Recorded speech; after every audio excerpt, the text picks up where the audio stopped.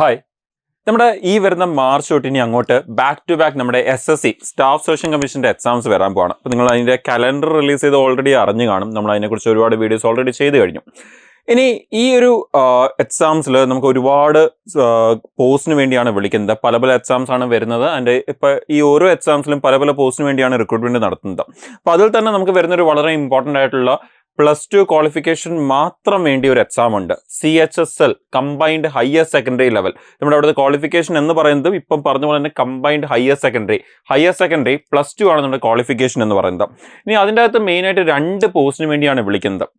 ഒന്ന് നമ്മുടെ data entry operator DEO, അതുകൂടാതെ ലോവർ ഡിവിഷണൽ ക്ലർക്കിന് വേണ്ടിയുള്ള ഈ 2 പോസ്റ്റിന് വേണ്ടിയാണ് വിളിക്കുന്നത്. അപ്പോൾ ഈ 2 പോസ്റ്റിൽ നമ്മൾ ആ ഡാറ്റ എൻട്രി ഓപ്പറേറ്റർ എന്ന് പറയുന്ന ആ ഒരു പോസ്റ്റിനെ കുറിച്ചുള്ള ഇമ്പോർട്ടൻ്റ് ആയിട്ടുള്ള ഡീറ്റെയിൽസ് എല്ലാം ലൈക്ക് ആ ഒരു പോസ്റ്റിലേക്ക് വന്നു കഴിഞ്ഞാൽ ജോബ് പ്രൊഫൈൽ എന്താണ് കരിയർ ഗ്രോത്ത്, എങ്ങനെ ആ പോസ്റ്റിലേക്ക് എത്തിച്ചേരാം, എന്താണ് സാലറി വരുന്നത്, ഇങ്ങനെയുള്ള കാര്യങ്ങളൊക്കെയാണ് നമ്മൾ ഈ ഒരു സെഷനിൽ നോക്കി മനസ്സിലാക്കാൻ പോകുന്നത്. അപ്പോൾ നമുക്ക് വരാതിരിക്കുന്ന ഫ്യൂച്ചറിൽ ആ ഒരു പോസ്റ്റിലേക്ക് പ്രിപ്പയർ ചെയ്യുമ്പോൾ അതിനെക്കുറിച്ച് കൂടുതൽ അറിഞ്ഞ് മനസ്സിലാക്കിക്കൊണ്ട് നമുക്ക് പ്രിപ്പയർ ചെയ്ത് അത് ഹെൽപ്പ് ചെയ്യും നമ്മളെ. അപ്പോൾ നമ്മുടെ ഡാറ്റ എൻട്രി ഓപ്പറേറ്റർ നമ്മളതിനെ ഷോർട്ടായിട്ട് DEO എന്നാണ് പറയുന്നത്. നമ്മുടെ SSC CHSLന്റെ അണ്ടറിൽ വരുന്ന ഒരു പോസ്റ്റാണ് SSC CHSL DEO എന്ന് നമുക്ക് പറയാം.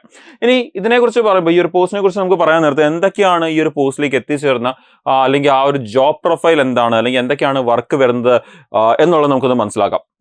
സോ ഒരു SSC CHSL DEO നമ്മുടെ ഡാറ്റ എൻട്രി ഓപ്പറേറ്റർ എന്ന് പറയുന്ന ആ പോസ്റ്റിന്റെ ജോബ് പ്രൊഫൈൽ എന്ന് പറയുന്നത് ഒന്ന് വളരെ ജനറൽ ആയിട്ട് പറയുകയാണെങ്കിൽ നിങ്ങൾക്ക് കാണാൻ പറ്റും. Overseeing the systematic organisation of official records and daily activities. അപ്പോൾ നമുക്ക് ആ ഒരു ക്ലർക്കൽ ലെവൽ പോസ്റ്റ് ആണ്. അപ്പോൾ ആളുടെ മെയിൻ ജോബ് എന്ന് പറയുന്നത് ഒഫീഷ്യൽ റെക്കോർഡ്സിനെ പ്രോപ്പർലി മെയിൻറ്റെയിൻ ചെയ്യുക, അതുപോലെ ഡെയിലി ആക്ടിവിറ്റീസിനെയൊക്കെ തന്നെ പ്രോപ്പർലി മെയിൻറ്റെയിൻ ചെയ്യുക എന്നുള്ളതാണ് ഏറ്റവും ഇമ്പോർട്ടൻ്റ് ആയിട്ട് വളരെ ബേസിക് ആയിട്ട് നമ്മൾ പറയുകയാണെങ്കിൽ അതിൻ്റെ പോസ്റ്റ് എന്ന് പറയുന്നത് അല്ലെങ്കിൽ ജോബ് പ്രൊഫൈൽ എന്ന് പറയുന്നത്. അപ്പോൾ അതിൽ എന്തൊക്കെയാണ് നമുക്ക് വരുന്ന വർക്ക് എന്നുള്ളത് നമുക്ക് നോക്കാം. അപ്പോൾ ആ ഡാറ്റ എൻട്രി ഓപ്പറേറ്റർ എന്ന് പറയുമ്പോൾ ഇമ്പോർട്ടൻ്റ് ആയിട്ടുള്ള ഡാറ്റാസ് എല്ലാം തന്നെ എൻട്രി ചെയ്യുക, അത് കീപ്പ് ചെയ്യുക, പ്രോപ്പർലി ആ റെക്കോർഡ്സ് കീപ്പ് ചെയ്യുക എന്നുള്ളതാണ് ഏറ്റവും ഇമ്പോർട്ടൻറ്റ്. ഇനി ഇതിലേക്ക് വരുമ്പം കുറച്ചുകൂടി ഡീറ്റെയിൽ ആയിട്ട് പോകണമെങ്കിൽ നിങ്ങൾക്ക് കാണാൻ പറ്റും. First updating and maintaining documents. നമ്മളിപ്പം പറഞ്ഞ പോലെ തന്നെ ആ ഒരു ഡാറ്റാസ് എല്ലാം എൻ്റർ ചെയ്യുക, ആ അപ്ഡേറ്റ്സ് എല്ലാം തന്നെ നമ്മൾ കറക്റ്റായിട്ട് എൻ്റർ ചെയ്ത് അതിനെ പ്രോപ്പർലി മെയിൻറ്റെയിൻ ചെയ്യുക എന്നുള്ളതാണ് ഏറ്റവും മെയിൻ ജോബ് എന്ന് പറയുന്നത്. By inputting the and creating essential data in the computer database properly create ചെയ്യുക. This involves handling companies details, client information and product data and sales report. ഇപ്പോൾ അവിടെ എന്തൊക്കെയാണ് വരുന്നത്, നമ്മുടെ കമ്പനിയുടെ ഡീറ്റെയിൽസ് ഒക്കെ തന്നെ ലൈക്ക് സിമ്പിളായിട്ട് നടക്കുന്ന ആക്ടിവിറ്റീസിൻ്റെ ഒക്കെ തന്നെ ഡീറ്റെയിൽസ് കറക്റ്റായിട്ട് മെയിൻറ്റെയിൻ ചെയ്യുക, ക്ലയൻസിൻ്റെ ഇൻഫർമേഷൻ കറക്റ്റായിട്ട് മെയിൻറ്റെയിൻ ചെയ്യുക, പ്രൊഡക്റ്റിൻ്റെ ഡേറ്റയും അതുപോലെ സെയിൽസിൻ്റെ റിപ്പോർട്ടൊക്കെ കറക്റ്റായിട്ട് മെയിൻറ്റെയിൻ ചെയ്യുക എന്നുള്ളതൊക്കെയാണ് നമുക്കിവിടെ വരുന്ന ജോബ് എന്ന് പറയുന്നത്. ഇത് കൂടാതെ പിന്നെ നമുക്ക് വരുന്ന കാര്യങ്ങളാണ് ഒന്ന് managing the records of employees and in house staff. നമ്മുടെ സ്റ്റാഫ്സും അതുപോലെ തന്നെ എംപ്ലോയീസിൻ്റെ ഹൗസ് സ്റ്റാഫ്സിൻ്റെ ഒക്കെ ഡാറ്റ പ്രോപ്പർലി മാനേജ് ചെയ്യുക, റെക്കോർഡ് കീപ്പ് ചെയ്യുക എന്നുള്ളത്. അതുപോലെ തന്നെ compiling and maintaining A comprehensive database for future reference ആണ് പിന്നെ അടുത്തത്. അല്ലെങ്കിൽ നമുക്ക് ഈ ഒരു ഡാറ്റാസ് ഒക്കെ തന്നെ പ്രോപ്പർലി മെയിൻറ്റെയിൻ ചെയ്യണം. എന്തിനു വേണ്ടി, ഫ്യൂച്ചറിൽ എന്തെങ്കിലും ആവശ്യം വരുമ്പോൾ അല്ലെങ്കിൽ ഫ്യൂച്ചർ റെഫറൻസിനൊക്കെ വേണ്ടി മെയിൻറ്റെയിൻ ചെയ്യുക. അതുപോലെ ഇത് കൂടാതെ ചിലപ്പോൾ ലോവർ ഡിവിഷണൽ ക്ലർക്ക് അവൈലബിൾ അല്ലെങ്കിൽ ആ സമയത്ത് ആൾക്ക് ചിലപ്പോൾ ലെറ്റേഴ്സ് ഡ്രാഫ്റ്റ് ചെയ്യാനും അതുപോലെ തന്നെ ഓഫീസിലെ ടാസ്കിൽ ഹാൻഡിൽ ചെയ്യേണ്ടി വരും. അതുപോലെ ചെറിയ ഓഫീസുകളൊക്കെ ആണെങ്കിൽ ചിലപ്പോൾ അവിടെ ഈ കാര്യങ്ങളൂടി അഡീഷണൽ ഒരു ജോബായിട്ട് വരാൻ സാധ്യതയുണ്ട്. അതുപോലെ ensuring the accuracy and accessibility of critical information within the organization records. അപ്പോൾ നമുക്ക് ഡെഫിനറ്റ്ലി ഈ ഒരു ഡാറ്റാസ് മെയിൻറ്റെയിൻ ചെയ്യുന്ന സമയത്ത് അല്ലെങ്കിൽ ഡാറ്റാസ് ഒക്കെ എന്ന് പറഞ്ഞാൽ അതിൽ ഒരുപാട് ഇമ്പോർട്ടൻ്റ് ആയിട്ടുള്ള ക്രൂഷ്യൽ ഡാറ്റാസ് കാണും. അപ്പോൾ ആ ഡാറ്റാസ് ഒക്കെ തന്നെ സേഫ് ആയിട്ട് കീപ്പ് ചെയ്യുക എന്നുള്ളതും ഇമ്പോർട്ടൻ്റ് ആണ്. പുറത്തേക്ക് പോകാതെ അല്ലെങ്കിൽ ലീക്ക് ആവാതെ ആ ഡാറ്റാസ് ഒക്കെ കറക്റ്റായിട്ട് സേഫ് ആയിട്ട് കീപ്പ് ചെയ്യുക ആ ഡാറ്റാബേസ് എന്നുള്ളത് ഇമ്പോർട്ടൻ്റ് ആണ്. അപ്പോൾ ഇതൊക്കെയാണ് വളരെ ജനറൽ ആയിട്ട് നമ്മുടെ ഈ ഒരു DEO ഡാറ്റ എൻട്രി ഓപ്പറേറ്ററുടെ മെയിൻ ജോബ് പ്രൊഫൈൽ എന്ന് പറയുന്നത്. ഇനി ഈ ഒരു പോസ്റ്റിലേക്ക് നമുക്ക് എങ്ങനെ എത്തിച്ചേരാം? സോ അതിന് സിമ്പിൾ ആൻസർ എന്ന് പറയുന്നത് നമ്മുടെ SSC സ്റ്റാഫ് സെലക്ഷൻ കമ്മീഷൻ ആണ്. അപ്പോൾ സ്റ്റാഫ് സെലക്ഷൻ കമ്മീഷൻ ഒരുപാട് എക്സാംസിന് വേണ്ടി വിളിക്കാറുണ്ട്. പല ക്വാളിഫിക്കേഷനുള്ള ഗ്രാജുവേഷൻ ഉള്ളത്, +2 ഉള്ളത്, 10th ലെവൽ ഉള്ളത്, ഇങ്ങനെ പല ക്വാളിഫിക്കേഷനിൽ വിളിക്കാറുണ്ട്. അപ്പോൾ നമ്മുടെ ഈ ഒരു SSC സ്റ്റാഫ് വഴിയാണ് നമ്മൾ ഈ ഒരു പോസ്റ്റിലേക്ക് എത്തിച്ചേരുന്നത്. അപ്പോൾ നമ്മുടെ SSCൻ്റെ അണ്ടറിൽ നമുക്ക് നേരത്തെ പറഞ്ഞ പോലെ തന്നെ വിളിക്കുന്ന ഒരുപാട് എക്സാംസ് ഉണ്ട്. നമ്മൾ ഈ വർഷത്തെ SSCയുടെ എക്സാം കലണ്ടർ ചെക്ക് ചെയ്യുവാണെങ്കിൽ നമുക്ക് ഈ വർഷത്തെ എക്സാം കലണ്ടറിൻ്റെ ചെറിയൊരു പോർഷനാണ് നിങ്ങൾ ഈ കാണുന്നത്. ഈ വർഷം ആദ്യമേ വരാൻ പോകുന്ന എക്സാംസിൻ്റെ കൂടി ഒരു ഡീറ്റെയിൽസ് ആണ് നിങ്ങൾ ഈ കാണുന്നത്. നിങ്ങൾക്കറിയാം ഈ വർഷം ആദ്യത്തെ എക്സാം എന്ന് പറയുന്നത് തന്നെ നമ്മുടെ സെലക്ഷൻ പോസ്റ്റ് ആണ്. നമ്മുടെ ഈ പുതിയ കലണ്ടറിൽ ആദ്യത്തെ എക്സാം ഇത് വരാൻ പോകുന്നത് അല്ലെങ്കിൽ വിളിക്കാൻ പോകുന്നത് നോട്ടിഫിക്കേഷൻ വരാൻ പോകുന്നത് ഏപ്രിലാണ്. അത് കഴിഞ്ഞാണ് നമ്മുടെ ഏറ്റവും ഇമ്പോർട്ടൻ്റ് എക്സാം. ഈ ഒരു SSC എക്സാംസ് വേണ്ടി പ്രിപ്പയർ ചെയ്യുന്നതിൻ്റെ ഏറ്റവും ഇമ്പോർട്ടൻ്റ് ആയിട്ടുള്ള എക്സാം, പലരുടെയും ഡ്രീം ജോബ് എന്ന് പറയുന്നത് ആ ഒരു combined higher secondary level examination അകത്താണുള്ളത്. ലൈക്ക് CBI, NIE അങ്ങനെയൊക്കെയുള്ള പോസ്റ്റുകൾ. അതിൻ്റെ നോട്ടിഫിക്കേഷൻ വരാൻ പോകുന്നത് ഏപ്രിലാണ് വരാൻ പോകുന്നത്. അത് കഴിഞ്ഞ് നമ്മുടെ ഡൽഹി പോലീസ് സബ് ഇൻസ്പെക്ടറിൻ്റെ പോസ്റ്റ് ഉണ്ട്, അതിൻ്റെ നോട്ടിഫിക്കേഷൻ നമുക്ക് മെയിൽ വരും. ഇത് കഴിഞ്ഞാൽ ഉടനെ നമ്മുടെ ആ ഒരു SSC CHSL combined higher secondary level എന്ന് പറഞ്ഞാൽ 10+2 നമ്മുടെ +2 മാത്രം ക്വാളിഫിക്കേഷൻ അല്ലെങ്കിൽ 12th മാത്രം ക്വാളിഫിക്കേഷൻ ഉള്ള ആ ഒരു എക്സാമിന് വേണ്ടി വിളിക്കും. അപ്പം ജസ്റ്റ് ക്വാളിഫിക്കേഷൻ എന്ന് പറഞ്ഞാൽ +2 മാത്രമാണ്. നമ്മൾ +2 ഉണ്ടായിരുന്നാൽ മാത്രം മതി, 12th മാത്രം മതി, ഗ്രാജുവേഷൻ വേണ്ട നമുക്ക്. അവിടെ നമ്മുടെ നോട്ടിഫിക്കേഷൻ വരാൻ പോകുന്നത് മെയിലാണ്. അപ്പോൾ നമ്മൾ ഇതിനെക്കുറിച്ചാണ് ഇപ്പോൾ ഡിസ്കസ് ചെയ്തുകൊണ്ടിരിക്കുന്നത്. സോ നമുക്ക് അതിൻ്റെ Tier 1 എക്സാമിൻ്റെ നോട്ടിഫിക്കേഷൻ വരുന്നത് 27 May 2025 നമ്മുടെ കലണ്ടർ അനുസരിച്ച് നമ്മുടെ ആ നോട്ടിഫിക്കേഷൻ വരാൻ പോകുന്നത്. ഇതിൻ്റെ ഒരു രജിസ്ട്രേഷൻ്റെ ലാസ്റ്റ് ഡേറ്റ് എന്ന് പറയുന്നത് 25 ജൂൺ വരെ ആയിരിക്കും. ആൻഡ് എക്സാം നടക്കാൻ പോകുന്നത് ജൂലൈ ഓഗസ്റ്റ് 2025 നടക്കാൻ പോകുന്നത്. അപ്പോൾ നമ്മളിപ്പോൾ നോക്കിക്കഴിഞ്ഞാൽ നമുക്ക് കറക്റ്റ് ഇപ്പം ജനുവരി തൊട്ട് നമ്മൾ ഈ ജൂലൈ വരെ നോക്കുകയാണെങ്കിൽ നമുക്ക് കറക്റ്റ് ഒരു 6 മാസം 7 മാസം സമയമുണ്ട് ഈ ഒരു എക്സാമിന് വേണ്ടി പ്രിപ്പയർ ചെയ്യാൻ വേണ്ടി. അപ്പോൾ അതേപോലെ തന്നെ നമ്മുടെ തൊട്ട് മുമ്പുള്ള CGL-ന് വേണ്ടി നോക്കിക്കഴിഞ്ഞാലും നമുക്കൊരു 5 to 6 months ആണ് നമുക്കിവിടെ പ്രിപ്പയർ ചെയ്യാൻ വേണ്ടിയുള്ളത്. സോ പ്രിപ്പറേഷൻ തുടങ്ങാൻ പറ്റിയ ഏറ്റവും ബെസ്റ്റ് ടൈമാണിത്. നമ്മൾ ഒരിക്കലും ഇനി ഒരു 3 മാസം കഴിഞ്ഞിട്ട് നമുക്ക് പ്രിപ്പയർ ചെയ്ത് തുടങ്ങാമെന്ന് വിചാരിച്ചു കഴിഞ്ഞാൽ നമുക്ക് ആ ഒരു 90 ഡേയ്സിൻ്റെ അകത്ത് തീർക്കുക എന്ന് പറഞ്ഞാൽ ഡിഫിക്കൽട്ട് ആയിരിക്കും. ഡെഫിനറ്റ്ലി ആ ഒരു CGL തീർക്കുക എന്ന് പറഞ്ഞാൽ ഭയങ്കര ഡിഫിക്കൽട്ട് ആയിരിക്കും. CHSL സ്റ്റിൽ കുറച്ചുകൂടി നമുക്ക് ഹാൻഡിൽ ചെയ്യാൻ പറ്റും. പക്ഷേ CGL നമുക്ക് 3 months കൊണ്ട് തീർക്കുക എന്ന് പറഞ്ഞാൽ വളരെ ഡിഫിക്കൽട്ട് ആയിരിക്കും. സോ സ്റ്റാർട്ട് ചെയ്യുക എന്ന് പറയുമ്പോൾ ഇപ്പം തന്നെ സ്റ്റാർട്ട് ചെയ്യണം, എത്രയും പെട്ടെന്ന് തന്നെ സ്റ്റാർട്ട് ചെയ്യണം. ഒരിക്കലും നമ്മൾ ലേറ്റ് ആവാനോ ലാഗ് ആവാനോ പാടില്ല. പിന്നെ ഒരു 3 മാസം കഴിഞ്ഞ് നമ്മൾ റിഗ്രറ്റ് ചെയ്യാൻ പാടില്ല, നമ്മൾ നേരത്തെ ചെയ്യേണ്ടതായിരുന്നു എന്ന് നമുക്ക് തോന്നാൻ പാടില്ല. സോ എത്രയും വേഗം തന്നെ പ്രിപ്പറേഷൻ ചെയ്യാൻ പ്ലാൻ ഉള്ളവർ പ്രിപ്പയർ ചെയ്ത് തുടങ്ങാം. അപ്പോൾ നമ്മൾ പറഞ്ഞ പോലെ തന്നെ നമുക്ക് ഈ ഒരു പോസ്റ്റിലേക്ക് എങ്ങനെ എത്തിച്ചേരാം, ഈ ഒരു SSC എക്സാംസ് വഴി എത്തിച്ചേരാം. ആൻഡ് SSCയിലെ ഏത് എക്സാം വഴിയാണ് DO എന്ന് പറയുന്ന പോസ്റ്റിലേക്ക് എത്താൻ പറ്റുന്നത് നമ്മുടെ combined higher secondary level examination വഴിയാണ് എത്താൻ പറ്റുന്നത്. അതിൻ്റെ നോട്ടിഫിക്കേഷൻ എപ്പോഴാണ് വരുന്നത്, മെയിലാണ് വരാൻ പോകുന്നത്. ആൻഡ് എക്സാം നടക്കാൻ പോകുന്നത് നമ്മുടെ ജൂലൈ ഓഗസ്റ്റിലാണ് എക്സാം നടക്കാൻ പോകുന്നത്. ഇനി ഈ ഒരു പോസ്റ്റിലേക്ക് എത്തിച്ചേരാനുള്ള എക്സാമിൻ്റെ ഫേസസ് നമ്മൾ നോക്കുകയാണെങ്കിൽ നമ്മൾ നേരത്തെ പറഞ്ഞ പോലെ തന്നെ ആദ്യമേ നമ്മുടെ SSC CHSL-ന്റെ നോട്ടിഫിക്കേഷൻ വരും, ഒഫീഷ്യൽ നോട്ടിഫിക്കേഷൻ. അപ്പോൾ നമ്മുടെ SSC CHSL 2025 നോട്ടിഫിക്കേഷൻ വരാൻ പോകുന്നത് നമ്മളിപ്പം കലണ്ടറിൽ കണ്ട പോലെ മെയിലായിരിക്കും വരാൻ പോകുന്നത്. മെയിൽ വന്നതിന് ശേഷം നമുക്ക് രജിസ്ട്രേഷന് വേണ്ടി 1 മാസത്തോളം സമയം ഉണ്ടായിരിക്കും. ആ രജിസ്ട്രേഷന് വേണ്ടി 1 മാസത്തോളം സമയം കഴിഞ്ഞതിന് ശേഷം നമ്മുടെ അതിൻ്റെ ആദ്യത്തെ ഫേസ് എക്സാം Tier 1 എന്ന് നമ്മൾ പറയുന്ന ആദ്യത്തെ ഫേസ് എക്സാം നമ്മളിപ്പോൾ നേരത്തെ നോട്ടിഫിക്കേഷനിൽ കണ്ട പോലെ തന്നെ ജൂലൈ ഓഗസ്റ്റ് 2025 നടക്കാൻ പോകുന്നത്.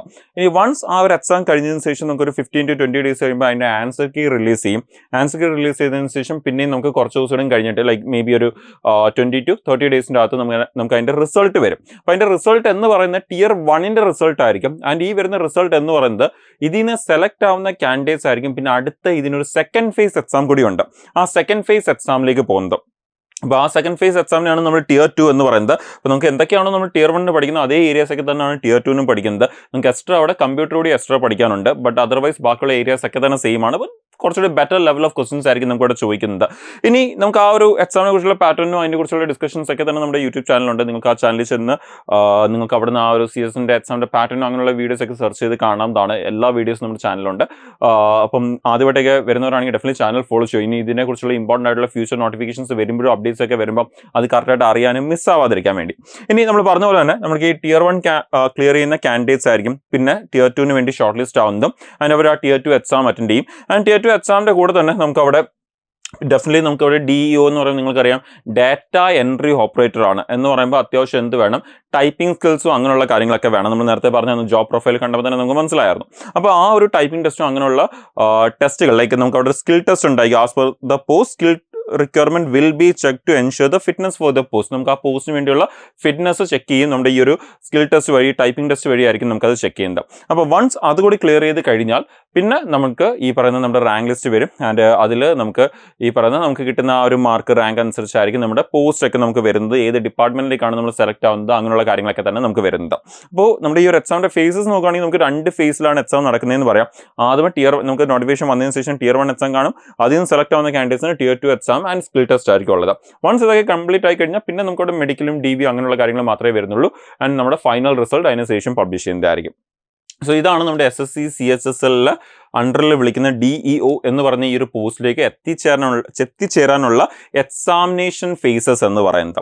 അപ്പോൾ ഇത് ക്ലിയർ ആയി എന്ന് വിശ്വസിക്കുന്നു. ഇനി ഏതൊരു പോസ്റ്റിനെ കുറിച്ച് നോക്കുന്ന സമയത്തും അവിടെ ഇമ്പോർട്ടൻ്റ് ആയിട്ടുള്ള കുറച്ച് കാര്യങ്ങളുണ്ട്. നിങ്ങൾക്കറിയാം, ഒന്ന് സാലറി വളരെ ഇമ്പോർട്ടൻ്റ് ആണ്, പിന്നെ എക്സാമിൽ എത്രത്തോളം കട്ട് ഓഫ് ആയിരിക്കും വരുന്നത് എന്നുള്ളത്, പിന്നെ കരിയർ ഗ്രോത്ത് എന്താ എന്നുള്ളത്. അപ്പോൾ അതുകൂടി നമുക്ക് ഇതിൻ്റെ കൂടെ ഒന്ന് ആഡ് ചെയ്യാം. അപ്പോൾ അത് തന്നെ നമ്മൾ നേരത്തെ പറഞ്ഞ ഡാറ്റ എൻട്രി ഓപ്പറേറ്റർ എന്ന് പറഞ്ഞാണ് പോസ്റ്റ്. SSC CHSന്റെ അണ്ടറിലാണ് നമുക്ക് ആ പോസ്റ്റ് വരുന്നത്.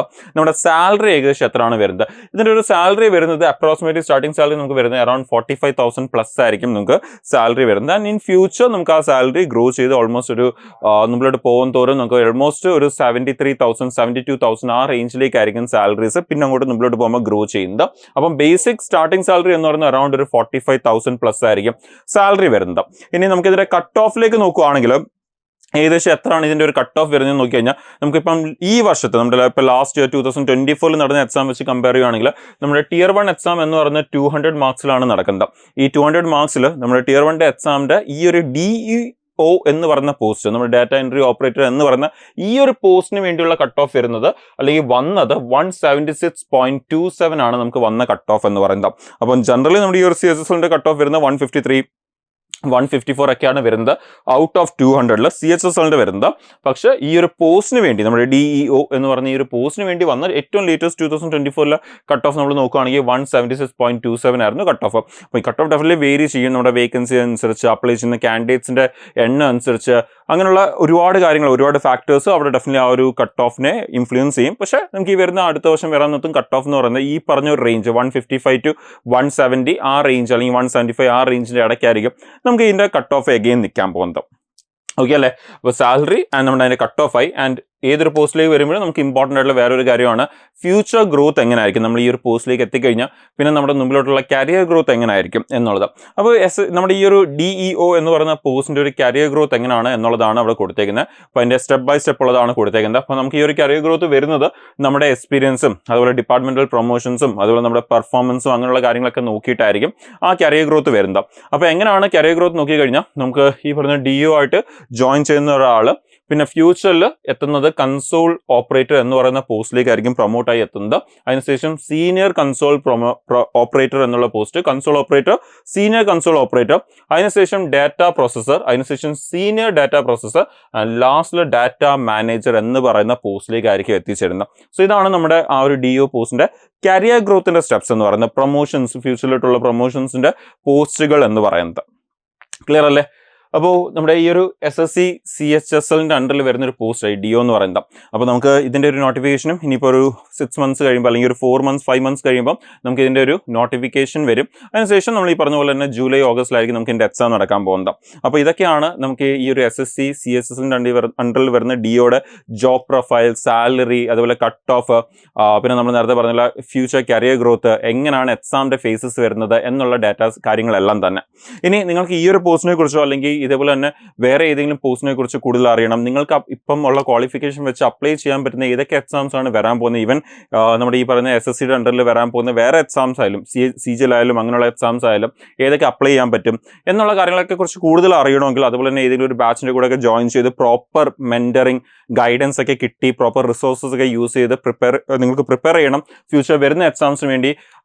എങ്കിൽ അതിനെക്കുറിച്ച് കൂടുതൽ അറിയാൻ വേണ്ടി നിങ്ങൾക്ക് ഈ ഒരു നമ്പറിൽ കോൺടാക്ട് ചെയ്യാം. 8714764666 എന്ന് പറയുന്ന ഈ നമ്പറിൽ കോൺടാക്ട് ചെയ്തുകൊണ്ട് നിങ്ങൾക്ക് അതിനെക്കുറിച്ച് കൂടുതൽ മനസ്സിലാക്കി നിങ്ങൾക്ക് ഏറ്റവും ആപ്റ്റ് ആയിട്ടുള്ള ബാച്ചസിൽ ജോയിൻ ചെയ്ത് നിങ്ങളുടെ പ്രിപ്പറേഷൻ നിങ്ങൾക്ക് സ്റ്റാർട്ട് ചെയ്യാൻ പറ്റും.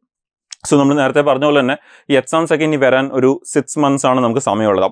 ഈ ഒരു 6 months കഴിഞ്ഞാൽ നിങ്ങൾ നേരത്തെ കലണ്ടറിൽ കണ്ട പോലെ ബാക്ക് ടു ബാക്ക് എക്സാംസ് വരുവാണ്. ലൈക്ക് നമ്മുടെ സെലക്ഷൻ പോസ്റ്റ്, CGL, CPO, അതിനുശേഷം CSL, MTS, പിന്നെയും നമുക്ക് മുന്നോട്ട് പോകുമ്പോൾ വേറെ എക്സാംസ് ഉണ്ട്. സോ ഈ എക്സാംസ് ഒക്കെ ബാക്ക് ടു ബാക്ക് ഓരോ മാസം ഓരോ എക്സാംസ് ആണ്. പക്ഷേ നമ്മളത് എഴുതാൻ പറ്റണമെങ്കിൽ, നല്ലപോലെ എഴുതാൻ പറ്റണമെങ്കിൽ നമുക്ക് ഒരു പ്രോപ്പർ പ്രിപ്പറേഷൻ ഇമ്പോർട്ടൻ്റ് ആണ്. ആ പ്രിപ്പറേഷന് വേണ്ടി അത്യാവശ്യം ടൈം വേണം നമുക്ക്. അപ്പോൾ ആ ടൈം നമ്മൾ നോക്കുകയാണെങ്കിൽ ഇപ്പോഴാണ് ഏറ്റവും ബെസ്റ്റ് ടൈം. ബിക്കോസ് ഇനി ഒരു 6 months കഴിഞ്ഞാണ് നമുക്ക് എക്സാംസ് ഒക്കെ തന്നെ വരുന്നത്. സോ നിങ്ങളുടെ പ്രിപ്പറേഷൻ ഇപ്പോഴേ സ്റ്റാർട്ട് ചെയ്യുക. സെൽഫ് പ്രിപ്പറേഷൻ ആയാലും ശരി, എങ്ങനെയുള്ള പ്രിപ്പറേഷൻ ആയാലും ഇപ്പോഴേ നിങ്ങളത് വളരെ കൺസിസ്റ്റൻ്റ് ആയിട്ട് വളരെ സ്ട്രക്ചേർഡ് ആയിട്ട് ഇപ്പം തന്നെ സ്റ്റാർട്ട് ചെയ്യുക എന്നുള്ളത് വളരെ ഇമ്പോർട്ടൻ്റ് ആണ്. അപ്പോൾ നിങ്ങൾക്ക് എന്തെങ്കിലും ഡൗട്ട്സോ വേറെ എന്തെങ്കിലും കൂടുതൽ അറിയണമെങ്കിൽ നിങ്ങൾക്ക് ഈ നമ്പറിൽ കോൺടാക്ട് ചെയ്യാവുന്നതാണ്. നിങ്ങൾക്ക് അക്കാഡമിക് കൗൺസിലേഴ്സുമായിട്ട് ഡിസ്കസ് ചെയ്തുകൊണ്ട് നിങ്ങൾക്ക് ഡൗട്ട്സ് ആയി ക്ലിയർ ചെയ്ത് ബാച്ചസിൽ ജോയിൻ ചെയ്ത് പ്രിപ്പയർ ചെയ്യാൻ പറ്റും. അപ്പോൾ നമുക്ക് ഇതേപോലെ ഫ്യൂച്ചറിൽ ഇതേപോലത്തെ വേറെ ഇമ്പോർട്ടൻ്റ് ആയിട്ടുള്ള പോസ്റ്റിനെ കുറിച്ചൊക്കെ തന്നെ ഇവിടെ തന്നെ നമുക്ക് അറിയാം. സോ അതിൻ്റെ ചാനൽ ഫോളോ ചെയ്തുകൊണ്ടിരിക്കുക. അപ്പോൾ നമുക്ക് ഫ്യൂച്ചറിൽ ഇതേപോലത്തെ ഇമ്പോർട്ടൻ്റ് ആയിട്ട് ഇൻഫോർമേറ്റീവ് ആയിട്ടുള്ള വീഡിയോസ് ആയിട്ട് ഇവിടെ തന്നെ മീറ്റ് ചെയ്യാം. താങ്ക്